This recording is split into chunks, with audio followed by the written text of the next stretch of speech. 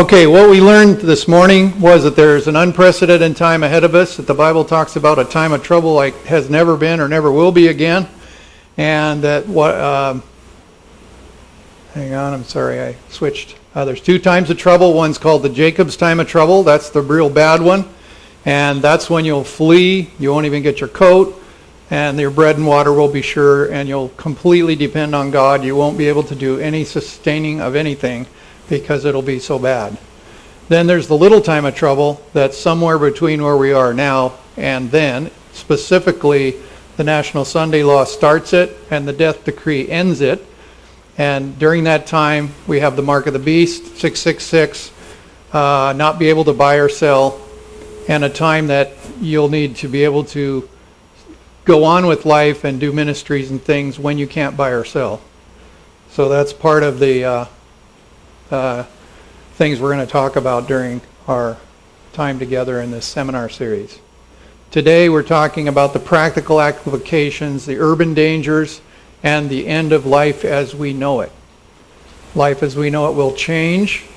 There's danger signs all over the place, and we're going to delve into how preppers, people in the world who are afraid of the end of the world and have good reason to be, are preparing, and how Christians prepare and how different they are. We have actually 3 resources to help us with this study from the Bible, and that is Last Day Events, which we used this in the session 1. We also have the Country Living book. It's only about 32 pages long, but it's very powerful. And the little book Ministry to the Cities, which is particularly important to this congregation, being as you are Phoenix Central Church. So this should be a book that you would all want to look at, because it tells you how to minister to the cities. It provides explanations of gospel outreach in the cities. Now, you can get these books at the AdventistBookCenter.com. You can buy them at Amazon.com. You can get them in Kindle from on ebook readers from Amazon. You can get them in ebooks from books.google.com, or you can get them free online or on your smartphone at ellenwhiteestates.org. So there are lots of avenues to get these resources, including free. I'm going to show you a lot of media in this particular presentation, and I'll try to identify where they're coming from. This particular one is a movie called Urban Danger. It is a movie that was produced by some Adventist folks and done a very professional job of it. So here's an excerpt from that.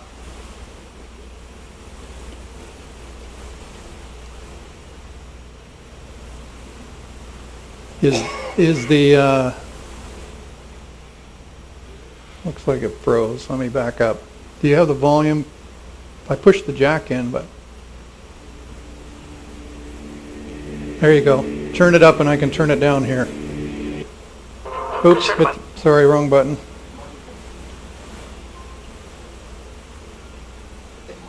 I thought that was a volume control, but apparently it's not. Okay, so here we go again.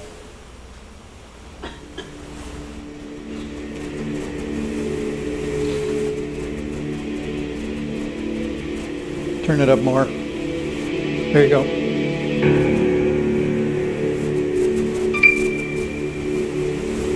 The people were eating out of the garbage cans, sleeping on the street, any place that they could sleep. They had a blanket they could spread in. The bus station, train station, they would spread it in a corner, any place they could see. That's where they would spend the night.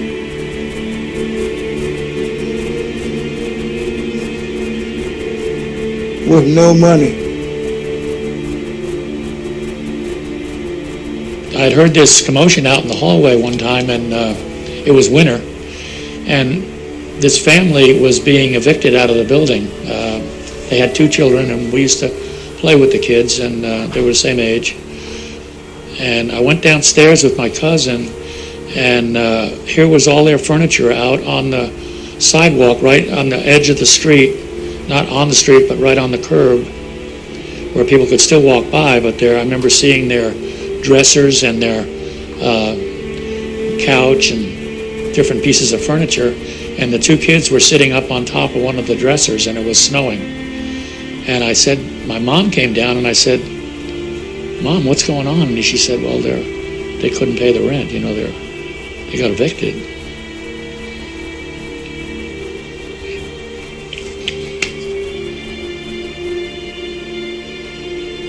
We suffered a little bit in the Depression for lack of food. Food was scarce. The four adults weren't working. My mom found a job working in a hot dog stand, and she was able to bring some of the buns home, and once in a while some of the hot dogs. But my uncle did menial labor now and then, and he was able to bring home some food. I can remember my uncle getting some of the older potatoes from the guy downstairs who we got to know, and bringing them up and making a potato pancake for us. And we were lucky to get an onion in it ground up, but he would make a good potato pancake. And us cousins would sit on a towel on the center of the living room floor. We didn't have much furniture, and that's what we had to eat for the whole day. In the city, you had to buy everything you eat. Everything you eat, you had to buy.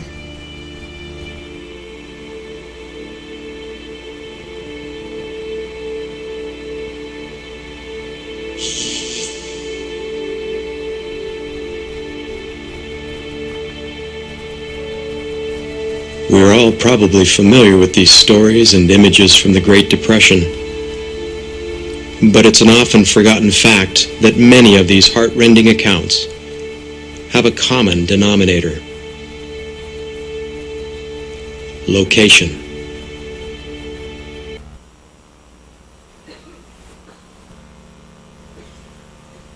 I'm concerned about the safety in the cities. Is it safe? Very. Very safe. I feel very safe. Must conclude that American cities are indeed in the crosshairs. What's the probability that a high-density urban metropolitan area could be subjected to a catastrophic event? Probability is high. I think you have to, live without fear. What's historic about today is that now we stand ready to support America at home. We saw what Katrina could do to us, which is of course a cakewalk compared to what we're talking about. Where is the biggest and most effective target? Cities. I think it feeds into our deepest psychological fears. Part of our training for this mission was to work directly with elements like the FEMA, FBI, state agencies. I don't think we are in the right universe yet in our ability to handle the consequences. I think we're much less prepared now than we were 5 years ago. A more densely populated area is at greater risk, and therefore have greater consequences. We're greatly challenged. We have to understand, if we get beyond a one metropolitan area hit, we have exhausted the resources that we've built up. So probability is high. I think that the probability of martial law would be very real. If you can take care of your family, you have a potential of helping your neighbor. Short of that, you become part of the problem. If I woke up tomorrow and none of these things that are all around me today were there, what would I need so that I and my family and my friends would be okay?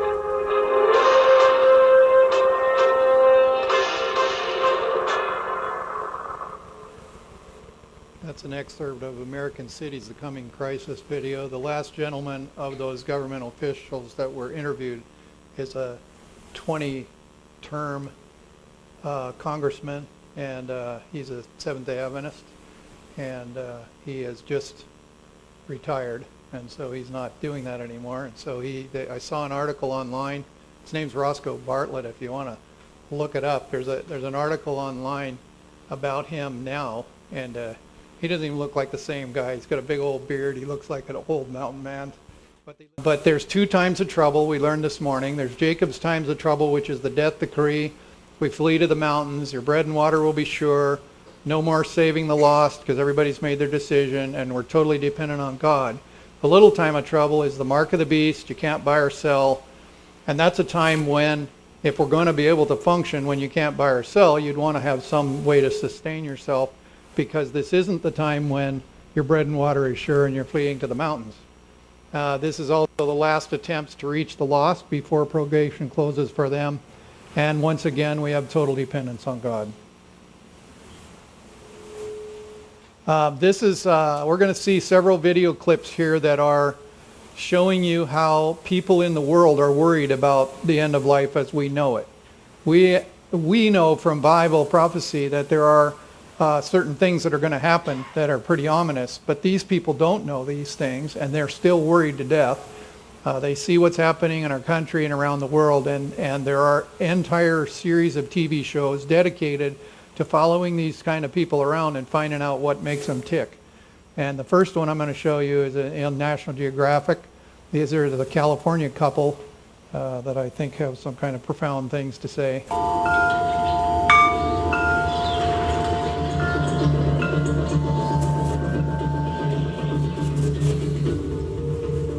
Buried deep on 30 acres in the foothills of California's Sierra Nevada mountains, there is a secret that Suzanne Streisauer and her partner, Dave, have worked hard to conceal from the rest of humanity.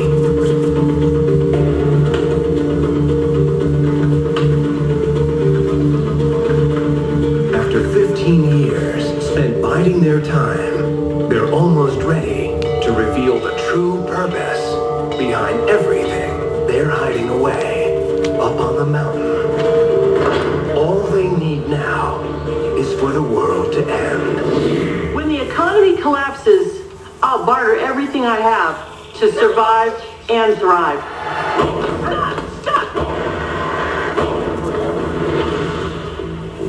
The United States is doing things that are very unsustainable for itself. And there's such a polarization in our Congress and government that it's breaking right before our eyes. The United States is not going to be the global standard for the currency anymore. I think we're going to for sure have some kind of currency collapse where money is not going to be worth what it used to be worth. And I think it's going to get worse. I tell everybody, listen, you need to have a plan. You need to know what you're going to do if something comes down. So it's about mindfulness. It's about preparation. It's not about fear. That's why I really advocate for people to be lifestyle preppers, not doomsday preppers. I thought that was pretty profound for a non-Christian. So many people are fearful of the end of the world as we know it, that there are a growing number of popular TV shows on how to get prepared, as they're called preppers. National Geographic has a show called Doomsday Prepper. Here's a sample of that. Across the country, ordinary Americans from all walks of life are taking whatever measures necessary to prepare. I'm preparing my family for the total destruction of the power grid, the Yellowstone supervolcano, a financial collapse, and protect themselves. When survival's the goal, it's into the spider hole. Fast. Go. From what they perceive is the fast approaching end of the world as we know it. So I'm gonna use like this. Next, we go inside the lives of 3 committed preppers. You gotta hurry. Who've devised extensive plans. Let's grab these water tanks. And food.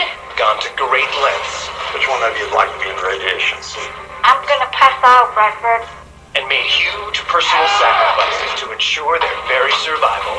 In my mind, I think the world's kind of falling apart, and it's only going to get worse. Discovery Channel has a show called Doomsday Bunkers.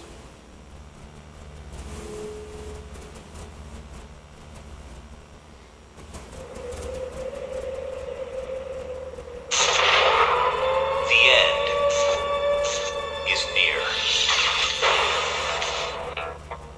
In every corner of America, people believe our world is changing.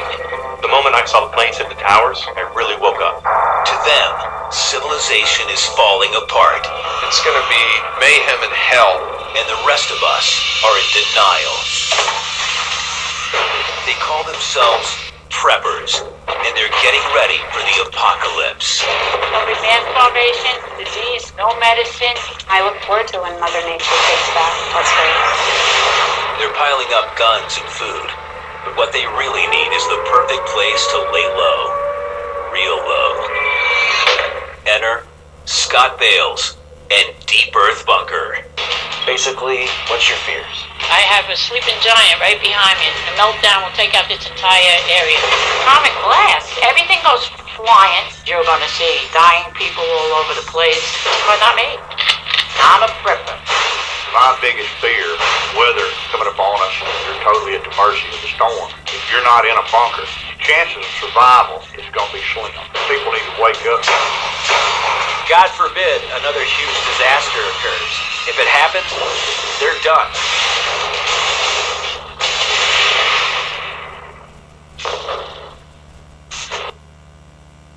What do you see wrong with that lady living across the river from the nuke site? By the time it's too late, she's not in the bunker yet. She should move. She thinks a gun's going to help? I don't think so. Travel Channel has one called Doomsday on Wheels.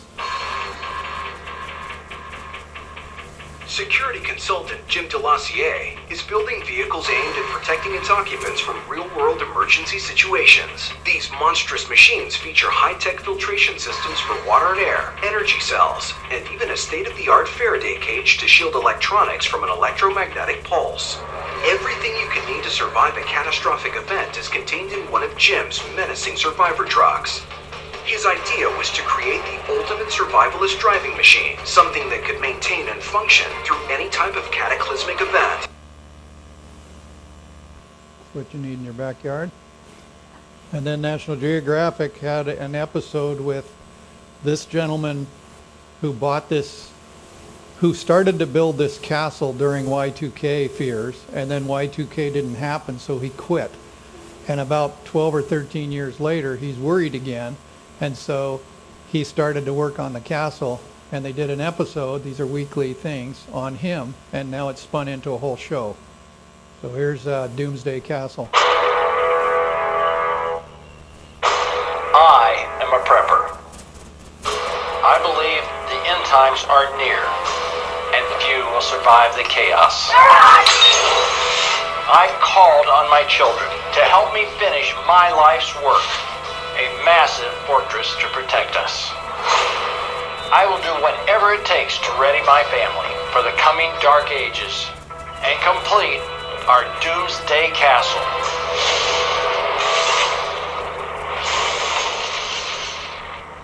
It's almost funny, isn't it? Luke 21 says, "Men hearts failing them for fear and looking after the things which are coming on the earth. For the powers of heaven and earth shall be shaken." It's no surprise that these people are afraid of the future. Now let's analyze. I went through at the beginning of these Doomsday Prepper shows. I happen to like watching them, and I have to sift through all the guns and the junk to get to little tidbits of things I can learn that are useful. But every time they start an episode, they tell what the people are afraid of, and it's usually different stuff. So I went through and off their website, and I made a list of things that people are afraid of and why they prep. And we have economic collapse, massive earthquakes, rising ocean levels, super tsunami, catastrophic weather, global pandemic, a polar shift, that's the earth tilting further, sudden climate change, solar flares, which are those big fireballs you saw go over Russia from the sun. Super volcano, that one in particular is Yellowstone. They believe that to be the biggest volcanic place and could be a super huge volcano. Hyperinflation, that's the dollar going crazy. Catastrophic oil crisis. EMP, we'll talk about what an EMP is later, but it's basically a terrorist bomb over the United States that takes the grid out so we don't have any electricity nationwide. So the power grid goes down, terrorist attack, nuclear accident or war, civil unrest. Any of these things happen, you're going to have civil unrest. Martial law will then be the result. The government will say, we got to stop civil unrest. Now we're going to go into martial law, which means you don't have any rights anymore. The apocalypse, which is the Bible's prophecy of the end of the world, and the end of the world. So these are things that worldly people are worried about, specifically naming what they're worried about. And some of them, as you can see, the last couple are ones that we're also knowledgeable about. So this is a clip from the Urban Danger movie. Oh, hang on. Stop already. My mistake. I turned the volume down. But if you have the ability, and you're in a very high threat area, and it becomes a point where every time you drive across the bridge into that metropolitan area, This guy was a associate director of FEMA. Attacked by a terrorist event, and it becomes a point where it is weighing on you, and that you do not believe that you can, even with due diligence, develop a set of circumstances that will assure safety for your family. Maybe you should try to look at relocation. Christians have better reasons to prepare for the time of trouble than the worldly people. The Bible says in Psalms 9, "He that dwelleth in the secret place of the Most High shall abide under the shadow of the Almighty. I will say of the Lord, He is my refuge and my fortress, my God. In Him I will trust.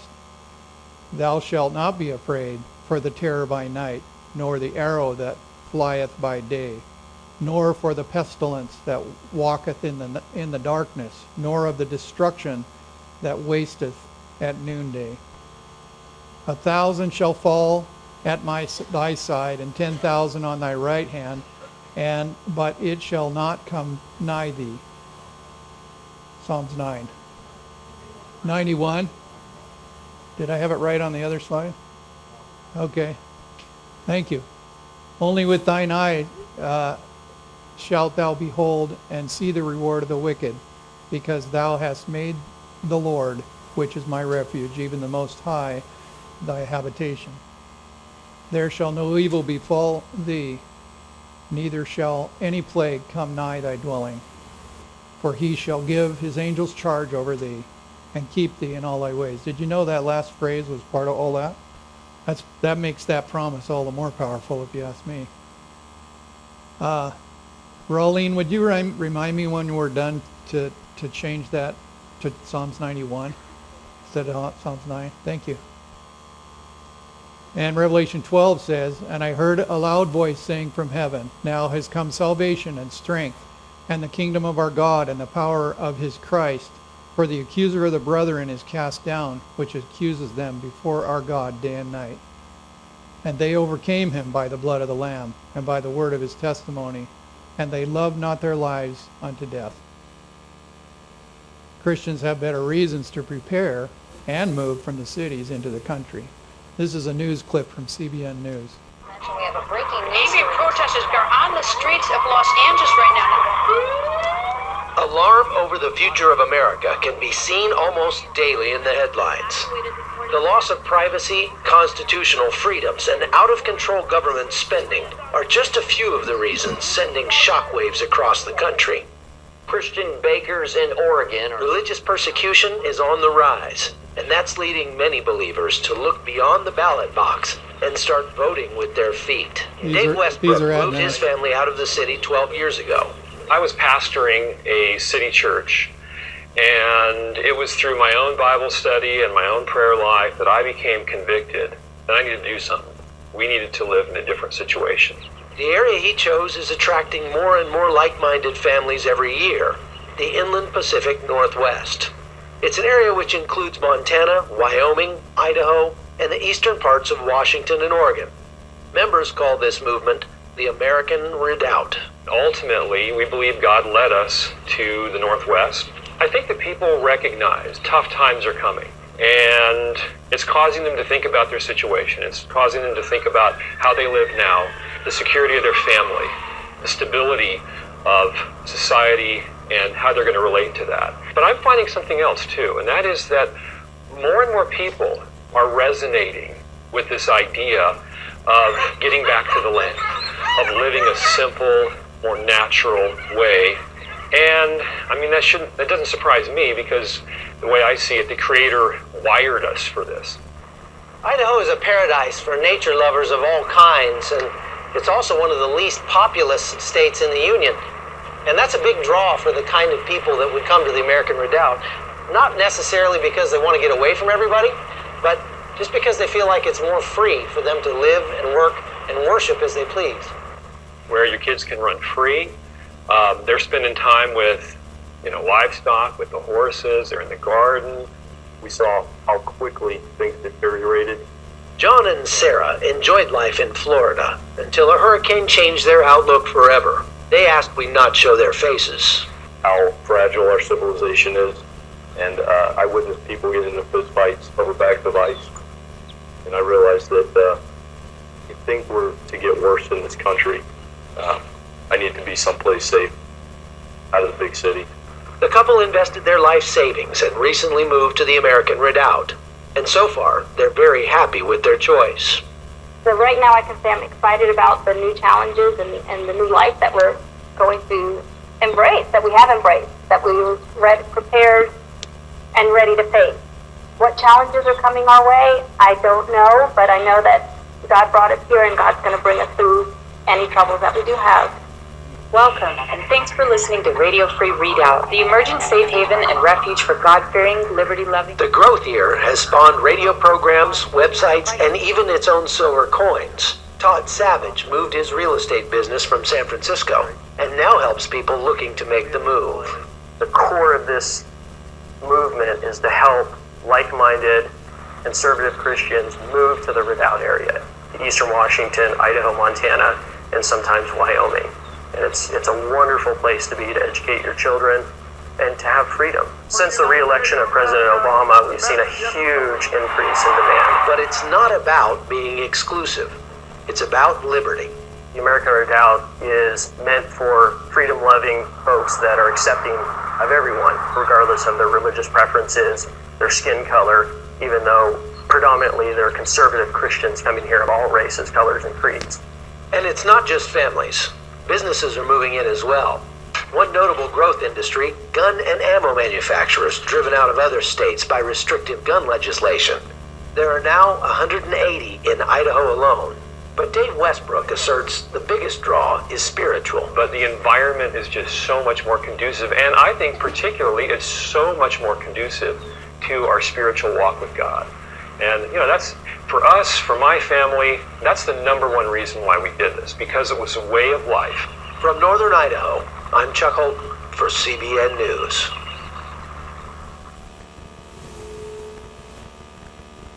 Those of you here that are showing me property in Montana, you're right in the middle of the Redoubt.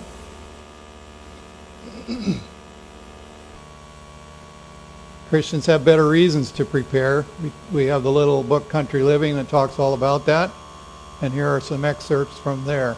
Instead of the crowded city, some seek some retired situation where your children will be, as far as possible, shielded from temptation, and there train and educate them for usefulness. The more nearly we come into harmony with God's original plan, the more favorable will be our position in searching health of body, mind, and soul. So, the key elements of this statement are for shielding the children from temptation, training the children for usefulness, and having a healthy mind, body, and soul. Another statement says, again and again, the Lord has instructed our people to take their families away from the cities into the country where they can raise their own provisions. For in the future, the problem of buying and selling will be a very serious one. Now notice the connection. This is talking about the little time of trouble. That's why we're counseled to move out into the country, because of not being able to buy and sell. That's the connection.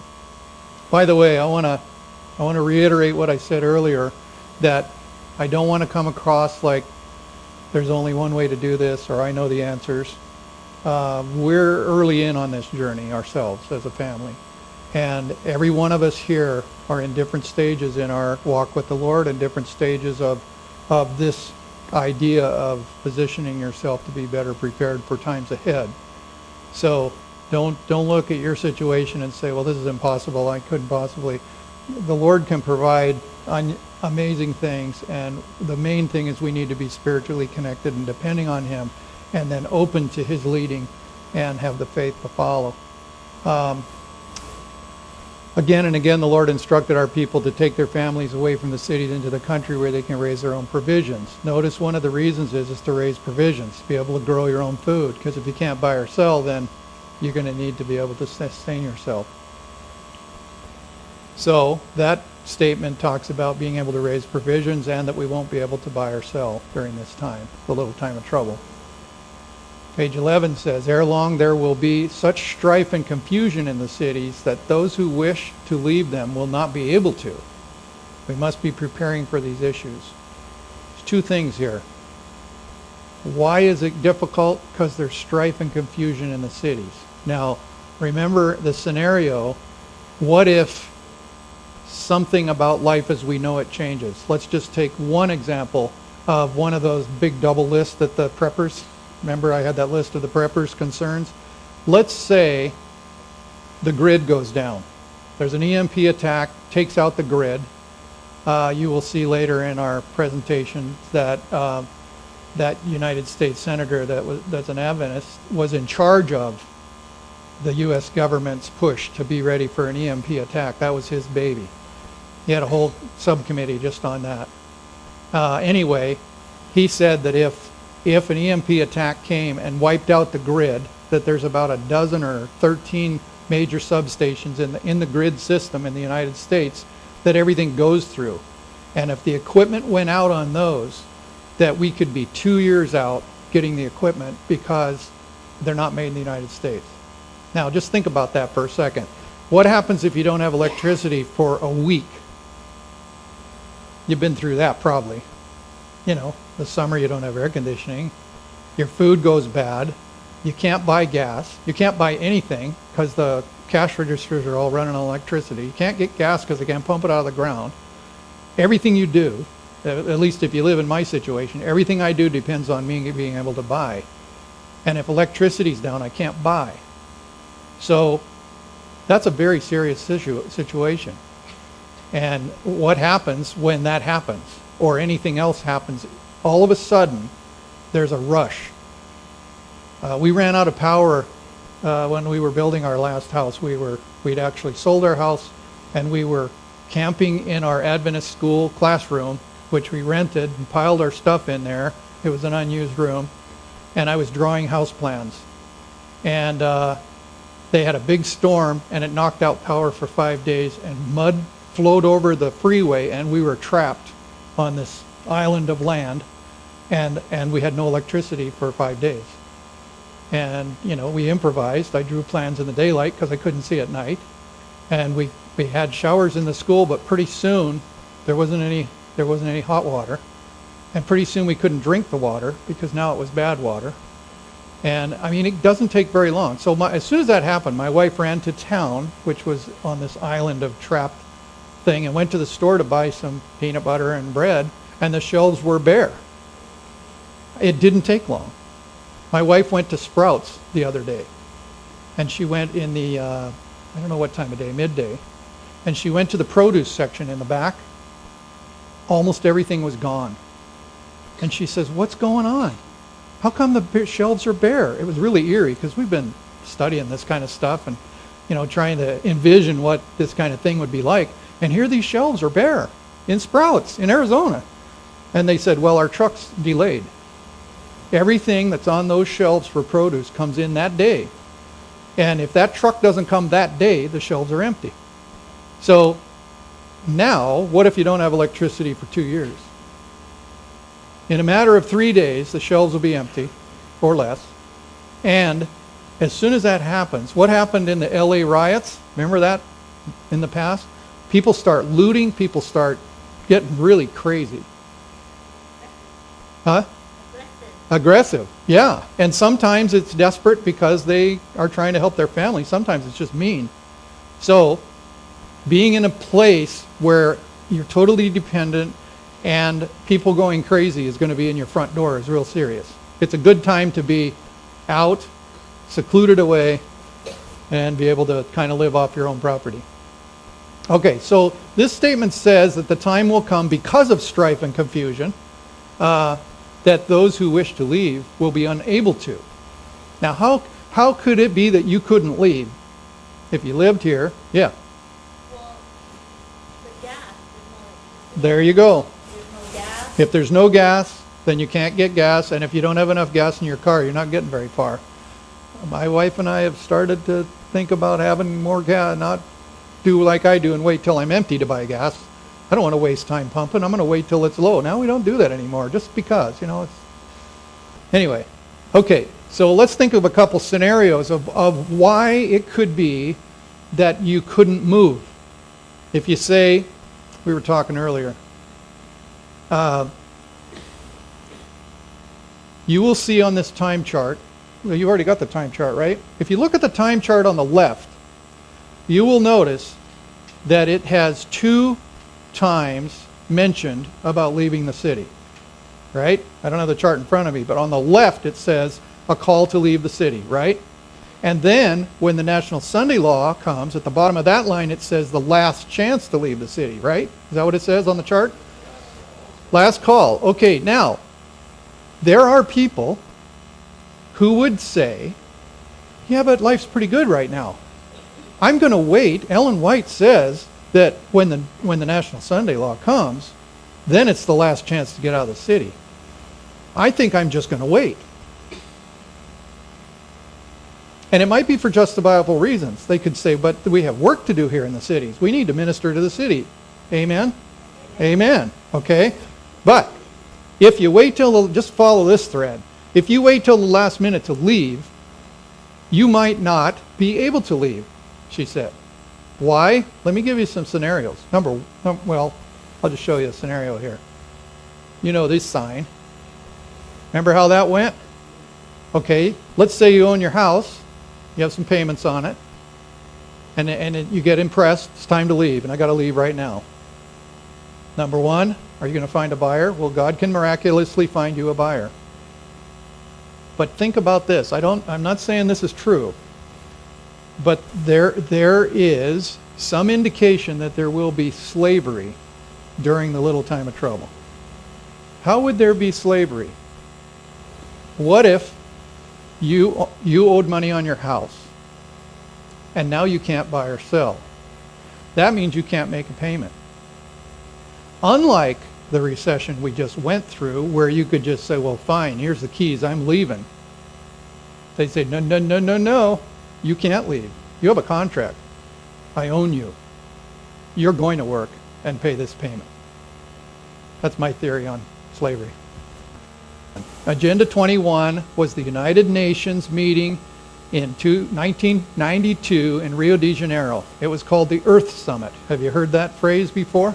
Earth Summit. That sounds like a pretty good, ecologically good high road to take. Let's take care of Mother Earth. Let's not wipe out the Amazon rainforests and all that kind of talk. Okay, global warming, all that stuff.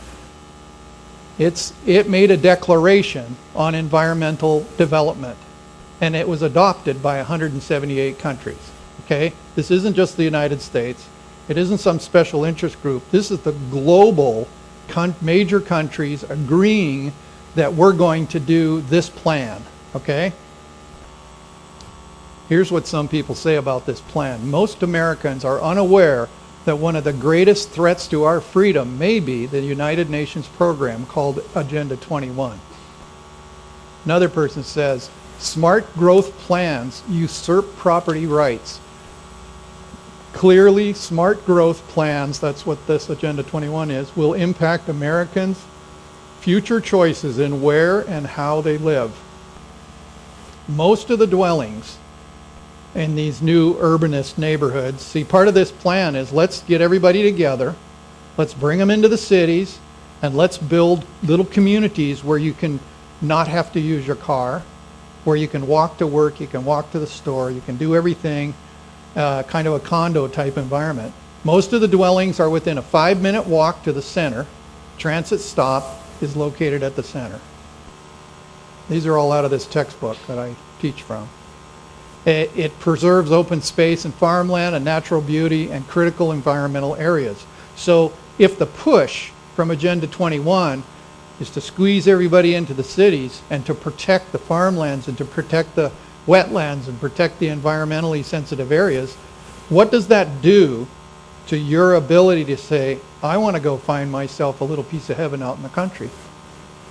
Guess what? It just got complicated because the big brother is trying to make it so you can't move out in the country. They want you to go the other way. Okay, just something to think about.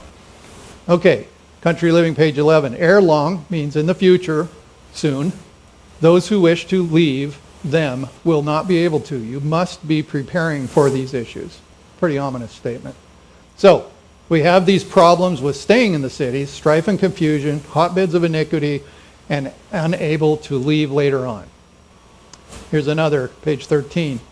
There's not one family in 100, this is talking about the children, not one family in 100 will be improved physically, mentally, or spiritually by residing in the city.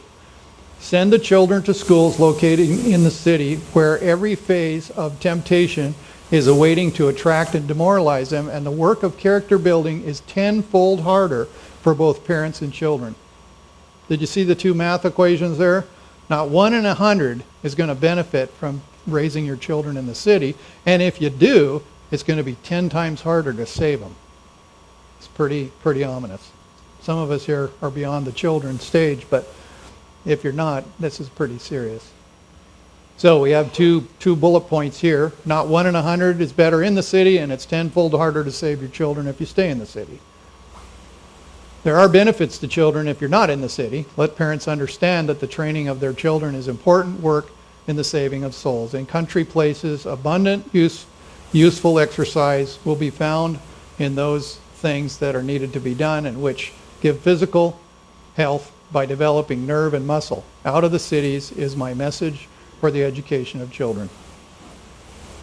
So we've got seeing the value of soul winning, abundant exercise, physical health, and education of children in the country. Page 14, it is Satan's purpose to attract men and women to the cities. Does that sink that one in? It's Satan's purpose to get us to want to go to the cities to live and gain his object. And to gain his object, he invents every kind of novelty and amusement, every kind of excitement, and the cities of earth today are becoming, as it were, the cities before the flood. Out of the cities, do not consider it a great deprivation that you must go into the hills and mountains, but seek for that retirement where you can be alone with God to learn his will and way. So here we've got these bullet points. Satan wants to attract people to the cities. Satan wants to offer amusement and excitement. He wants to make the cities more like before the flood, and he wants to distract us from God's will and his plan. Page 16, instead of dwelling where only the works of men are seen, where the sights and the sounds frequently suggest thoughts of evil, where turmoil and confusion bring weariness and disquietude, go where you can look on the works of God. Find rest of spirit and the beauty and quietude and the peace of nature. Let the eye rest on the green fields and the groves and the hills. So we've got the benefits of country living, being removed from the sights and sound of evil, avoiding noise and confusion, less stress, more rest, peace and quiet, the beauty of nature. Page 20 says, if in the providence of God we can secure places away from the cities, the Lord would have us do this. There are troublous times before us. The time has come when, as God opens the way, families should move out of the cities. More and more, as time advances, our people will have to leave the cities. For years we have been instructed that our brothers and sisters, especially families with children, should plan to leave the cities as the way opens before them to do so. Many will have to labor earnestly to help open the way. Now notice that.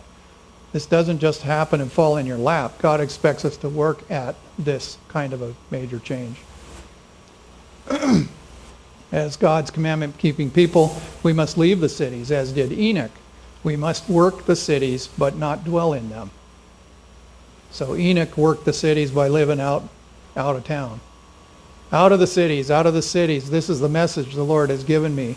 We must make wise plans to warn the cities. Now notice, we're not leaving the cities abandoned.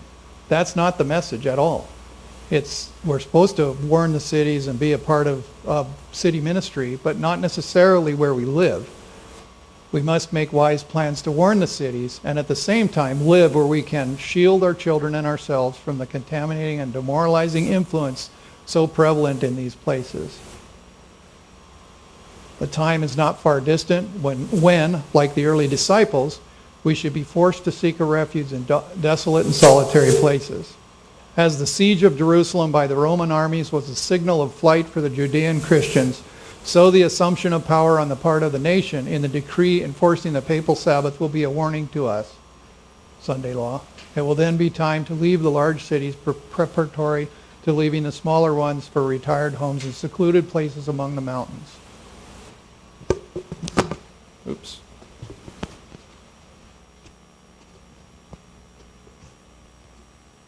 I think it's very clear from the Bible that there are going to be some very major things happening quite soon, I think, that will make it quite to our advantage to be living in a country setting.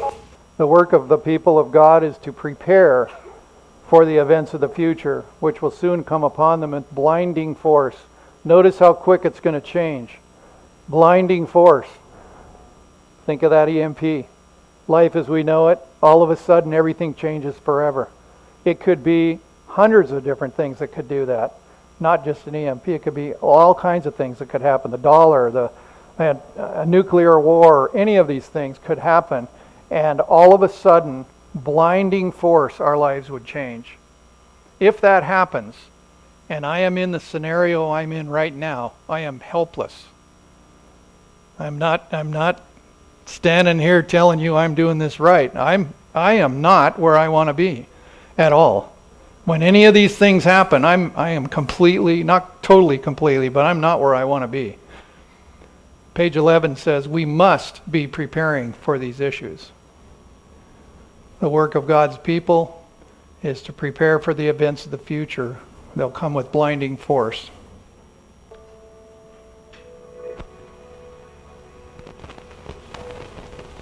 We were living on the Kitsap Peninsula that had basically two ways in and out. One was ferry boat, the other was a 4-lane bridge.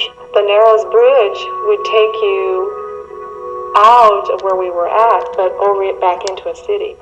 And the only other way would be a ferry boat and a 2-lane highway, Highway 3, out. It became very obvious to my wife and I that if there was a major disaster, an earthquake, or perhaps a military attack. We were living in an area that had a nuclear subbase, that had a naval shipyard. We have the ferry boats, which was really a lovely sight with the Olympic Mountains behind it.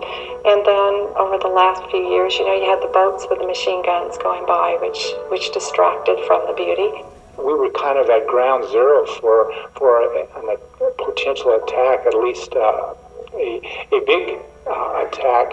Realized that in about 5 minutes the ferry boats would be either filled to capacity, or there'd be such mayhem at the ferry terminals that people wouldn't be getting on or off.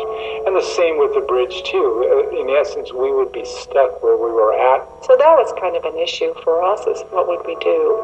And how would they get food in if there was a problem?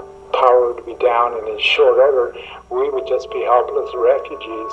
It just made sense to us to move to the country.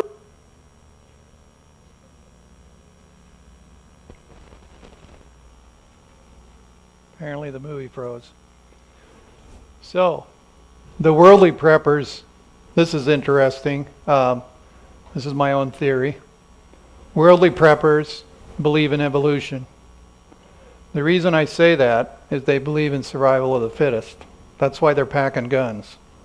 There's one guy on the Doomsday Preppers show. He said, I have enough guns and ammunition to kill everybody in the county 13 times. Isn't that sad? Why? Because they believe in survival of the fittest. And these people proudly say, when this whole thing comes down, nobody's going to take the food from my family. Nobody. I'll kill them first. They all say that. The only one I saw that didn't say that, there were two of them. One was a Mormon lady, I could tell by what she was doing, and somebody else who was a Christian. But most of them are packing guns and building explosives and all this stuff, and they'll kill anybody that takes their provisions. Now let's compare the Christian perspective. We believe in creation. We believe in an almighty God that created everything. We work hand in hand with God's providences. We trust Him. We're equipped not with guns, but the sword of the Spirit, which isn't a weapon of war. It's a weapon of words. And we like to help people. Now, in this very room, a year or two ago, I think it might have been a year and a half, Jerry Franklin came here. Jerry Franklin does a ministry out of British Columbia that's called You Can Survive. And I found it very interesting to take in what he had to say. And when he was done, he had a question and answer period, which we'll have when we're done here today. And somebody asked the question, okay, so now you've moved out in the country and you have this garden and you have all your provisions for your family, and now the world falls apart and these people come on your property and say, I need some food for my family. What are you going to do? And I have to be honest, I hadn't thought of that before. And he said, without batting an eye, we're going to give our food. And that's a lot different than killing them. And I think of the, it's a future slide here, but we have biblical examples of why that's a good way to do it. Page 10 says, these are the benefits of preparing, to prepare for the events in the future. The work of the people of God is to prepare for the events of the future, which will come in blinding force. I see the necessity of making haste to get all things ready for the crisis. In the future, the problem of buying and selling will be a serious one. We should now begin to heed the instructions given us over and over again. Get out of the cities. When did it say to do it? Now. And that was a long time ago. We are not to locate ourselves where we will be forced to be in close relations with those that don't honor God. A crisis is soon coming in regard to the observance of Sunday. So notice, get out of the cities, because in the future there's going to be a problem with the Sabbath. It's not saying wait till there's a problem, it's saying do it now. So I don't know if I mentioned this or whether it was conversation, but let's say you wait. How long does it take to get a garden to work? How long does it take to grow an orchard? How long does it take to learn how to can? I mean, how long would it take to get your property set up so that you could survive a no buy, no sell situation? You can't just walk off and do it. It takes time. If in the providence of God we can secure places away from the cities, the Lord would have us do this. There are troublous times before us. Too many of those living in the cities who have not a spot of green grass to set on under their feet, though through nature they would hear His voice speaking to their hearts of His peace and love, the mind and soul of the body would respond to the healing, life-giving power. Psalms 46 says, "Be still and know that I am God." So one of the benefits of being in a quiet place is to be near God. Now let's talk about city evangelism, because I said earlier, this is not a call to abandon the cities, especially this particular congregation. 80% of the population in America is on 3% of the land. Do you realize that 100 years ago it was the other way around?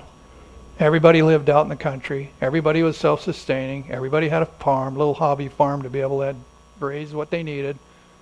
And then when the Industrial Revolution came, people moved into the cities to be near their better jobs. So now the whole thing has flipped around and everybody lives in the city and very few live outside of the city. Page 30 says, as God's commandment-keeping people, we must leave the cities, as did Enoch, who we must work the cities but not dwell in them.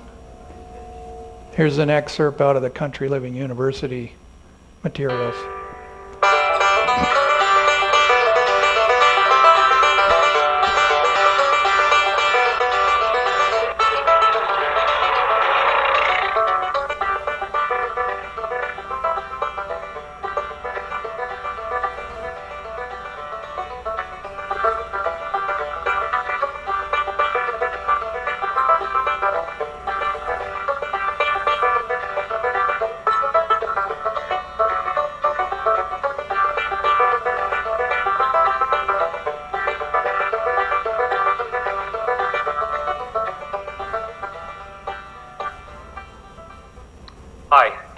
with Country Living University. I'm just up here on a mountaintop looking down at our place in the country down that valley there. Did you know that the Bible predicts that a time would come when people would need to get out of the cities and move to the country? And did you know that time is now? Have you thought about how you're going to position your family to be prepared for what's coming? And did you know that country living is really the best way to do that? Did you know that a country lifestyle is the best way for anyone to get ahead financially in this economy?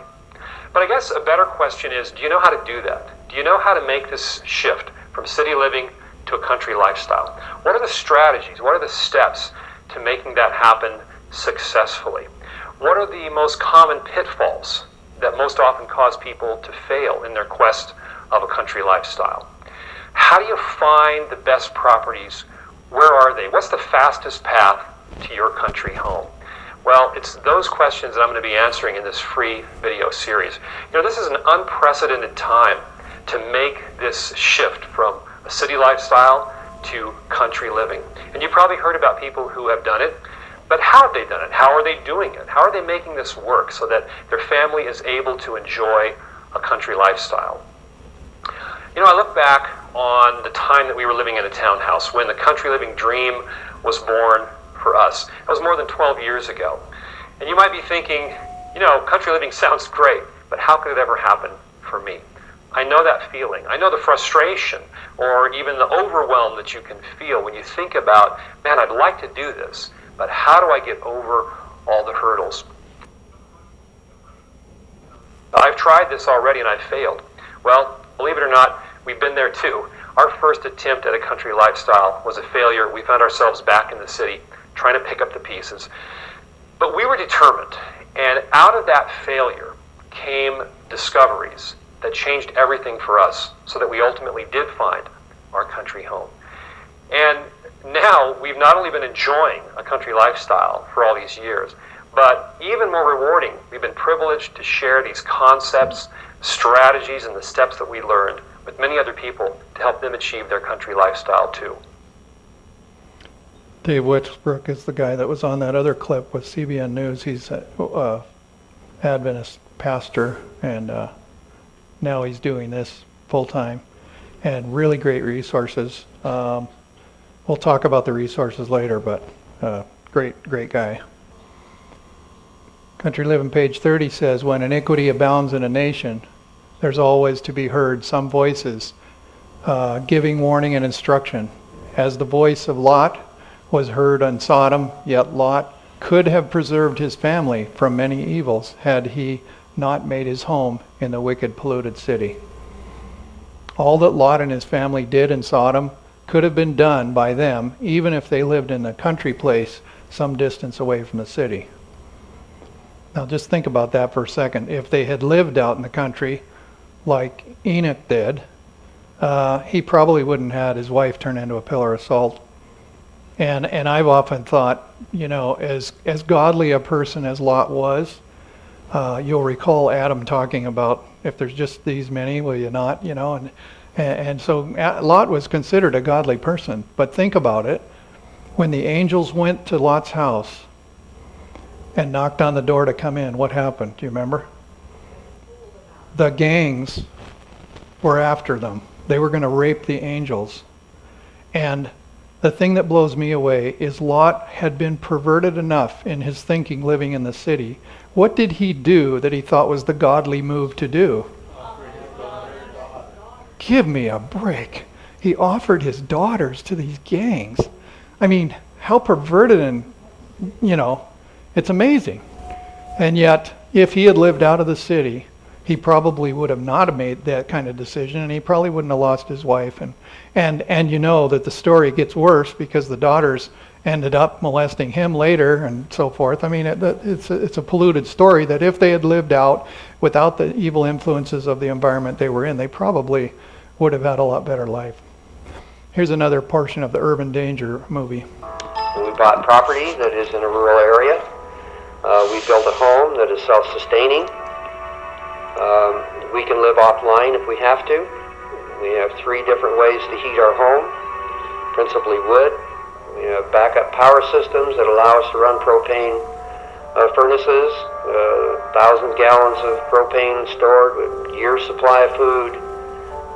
We will look in the mirror at night and say our probability of our area being impacted through natural disasters, terrorist events, or whatever is extremely low. We can take care of ourselves, and we are in a position where we can probably become part of a solution for our friends or neighbors. That's something that does not happen overnight.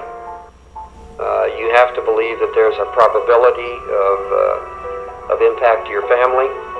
But it's nice living in a community where people are predominantly self-sufficient and that are relatively independent. And when something goes wrong, they don't go running to the government saying, "Where's the government and why aren't they solving my problems for them?" When have you heard that before?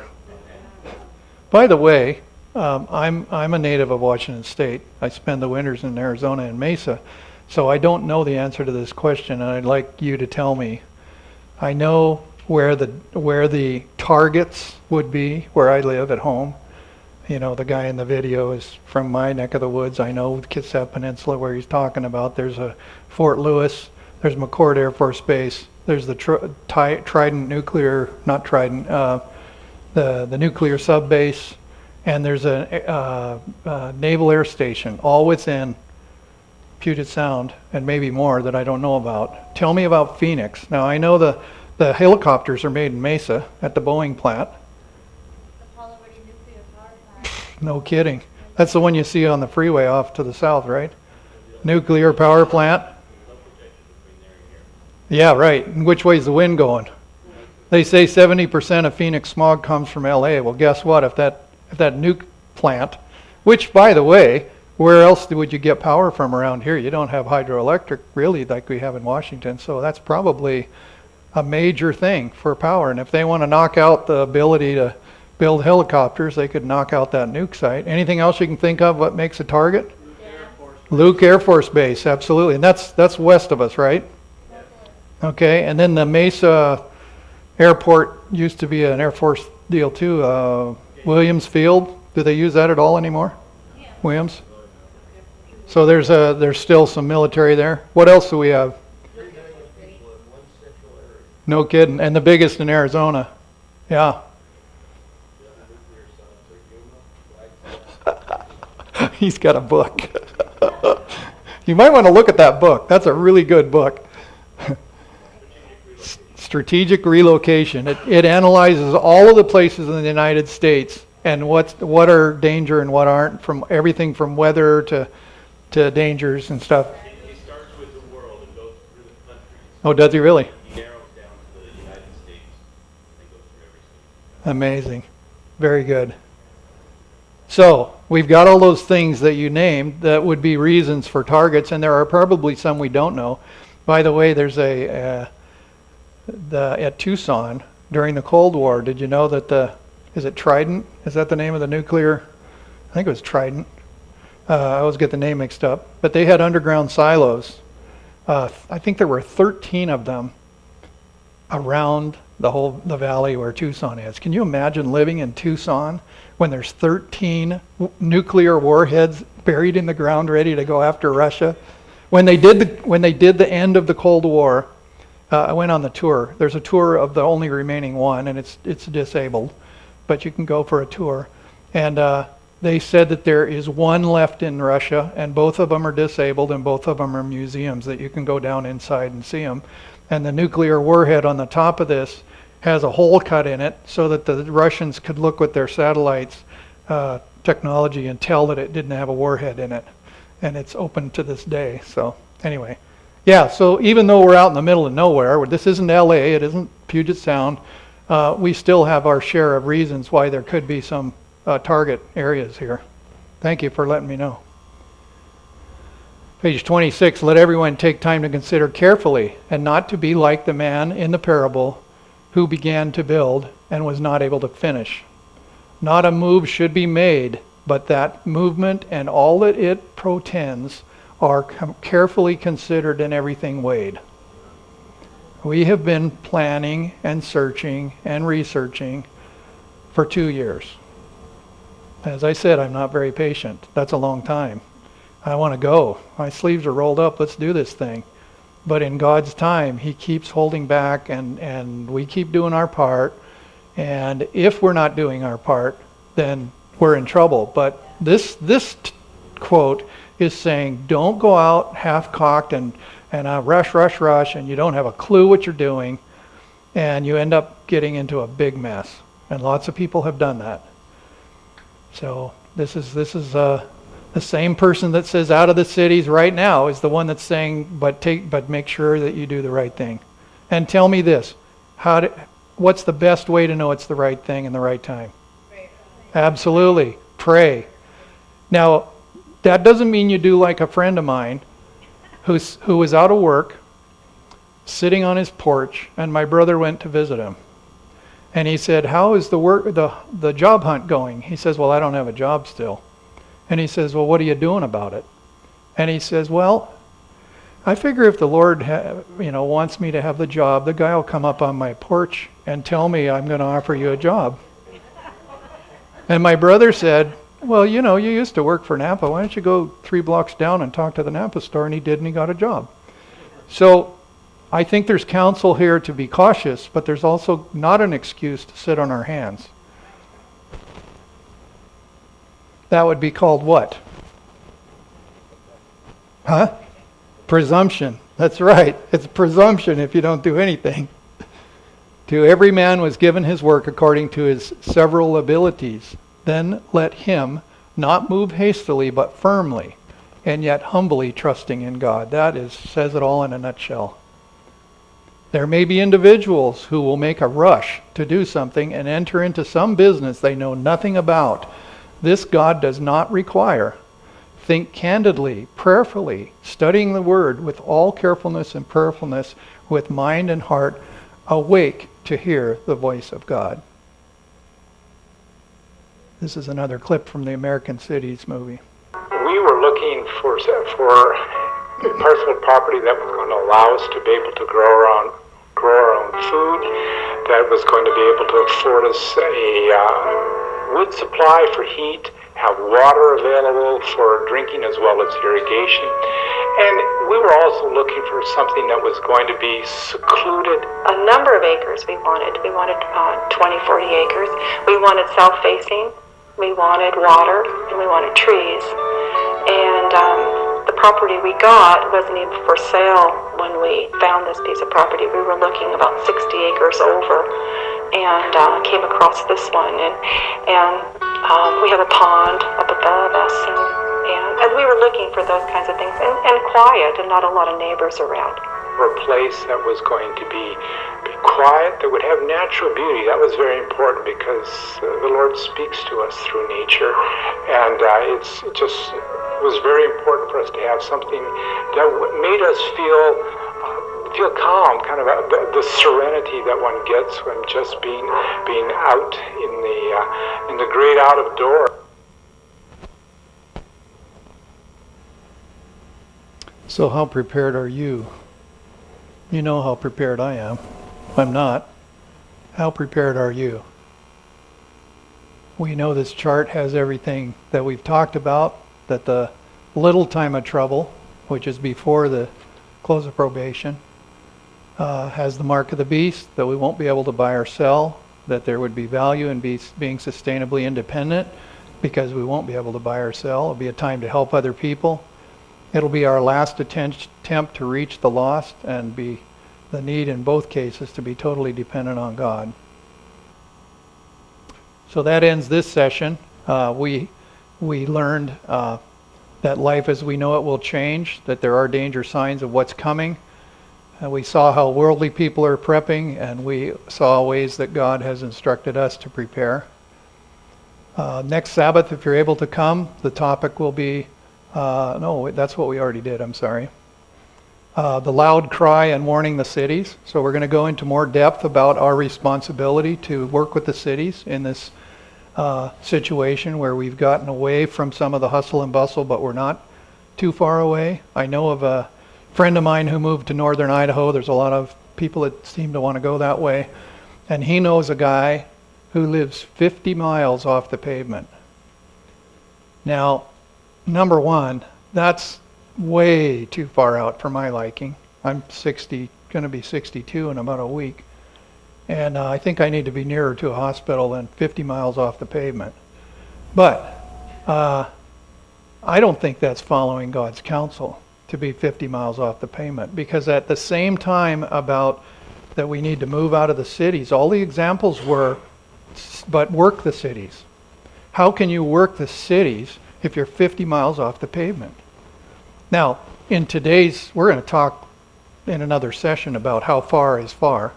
How far could you be? But I'll just, well, we'll leave it for then. But we've got a little bit of clue about that. Put it this way, with our modern transportations, we can go farther than when Ellen White wrote about it and you were riding a horse, okay? Then the next week in the afternoon, we're going to go in depth on the practical side and talk about some of the things that people do to be independent from the system, independent from having to buy everything. And we know from prophecy that's going to be pretty important. So we're going to just briefly go through some of the things that you can consider about that. I'd like to end again with these promises and a challenge. God is an ever-present help in times of trouble. Aren't you glad for that? And Romans says, let your hope make you glad, be patient in time of trouble, and never stop praying. And once again, during these times, God offers us peace and assurance and an opportunity to prepare for the troubled times soon to come. Let's pray. Father, thank you for the time we've been able to spend this morning and this afternoon and opening your word and getting additional insights from country living and ministry to the cities and last day events books. Thank you that some of these things are becoming more clear to us. The times in which we live and the value of planning ahead and considering these things seriously and try to position ourselves to be able to not only take care of ourselves and our families, but be able to be positioned to help other people during the difficult times, because the difficult times that are coming are not just for us, but there's going to be difficulty for the whole world. And so it'll give us a golden opportunity to be helpful and show the love of Jesus. Thank you for being with us and helping our technology to work. In Jesus' name, amen.